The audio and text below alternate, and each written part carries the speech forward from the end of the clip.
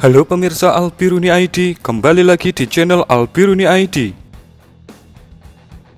Meski bendera merah putih tertera dalam prototipe KF21 Buramai yang diluncurkan pada 9 April 2021 di Sacheon, namun urusan negosiasi atas sisa pembayaran dana pengembangan KFX IFX yang harus ditanggung oleh Indonesia masih juga belum tuntas. Sejak peluncuran KF21 Buramai yang turut dihadiri oleh Menteri Pertahanan Prabowo Subianto, masih ada tanda tanya besar, seperti bagaimana cara Indonesia untuk melunasi sisa pembayaran yang sudah menjadi kewajiban berdasarkan kesepakatan bilateral pada tahun 2016. Sesuai kesepakatan bilateral pada tahun 2016, Indonesia kebagian porsi untuk menanggung biaya pengembangan sebesar 20% dengan nilai total 1,5 miliar dolar, dan sampai saat ini baru terbayarkan sekitar 200 juta dolar.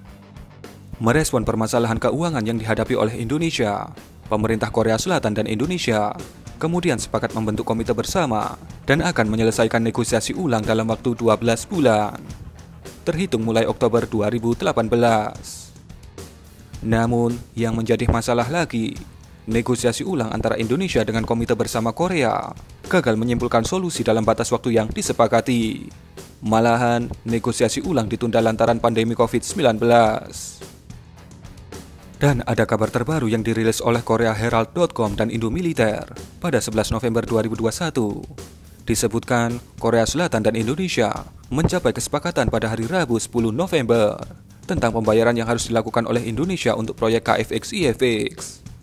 Tanpa rincian yang jelas, Defense Acquisition Program Administration atau DAPA menyebutkan Indonesia akan melakukan pembayaran selama 5 tahun ke depan hingga tahun 2026. Di mana 30% dari nilai kewajiban itu akan dibayarkan dalam bentuk barang alias barter. Ya, itu sepertinya menjadi jurus andalan kita dalam membeli alutsista. Apakah itu salah? Tentu saja tidak. Badan pengadaan senjata antar kedua negara akan membahas barang atau aset apa yang akan digunakan sebagai pengganti uang tunai pada pertemuan terpisah selanjutnya. Seorang pejabat DAPA mengatakan mereka dapat melibatkan sumber daya alam sebagai komponen barter. Beberapa tahun lalu, sempat muncul kabar bahwa Indonesia menawarkan pembayaran kontribusi dalam bentuk barang, yakni seperti penjualan pesawat angkut CN-235, ground equipment, dan pakaian untuk orang dewasa.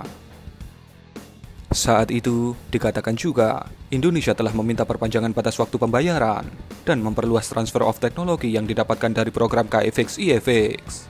Mantap sekali bukan permintaan kita?